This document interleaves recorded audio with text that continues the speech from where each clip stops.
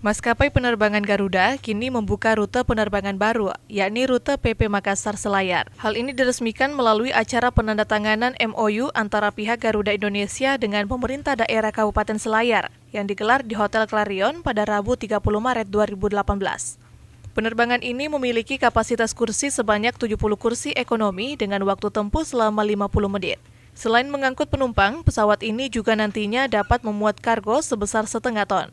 Muhammad Basli Ali selaku Bupati Selayar mengungkapkan dengan adanya pesawat Garuda ini, dirinya mengharapkan barang-barang dari Kabupaten Selayar yang biasanya transit di Makassar, kini dapat langsung dinegosiasikan dengan pedagang dari luar negeri, sehingga dapat mencapai nilai ekonomis yang lebih baik.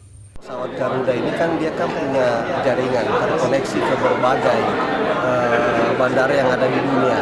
Jadi bisa saja nanti yang selama ini kapal-kapal itu barang-barang Selayar itu transit dibeli oleh pengusaha Makassar. Dengan pembukaan rute baru ini, maka hal tersebut merupakan destinasi kedua Garuda Indonesia dalam rute penerbangan wilayah intra-Sulawesi Selatan. Maharani Yasser, Fajar TV dan Fajar Radio melaporkan.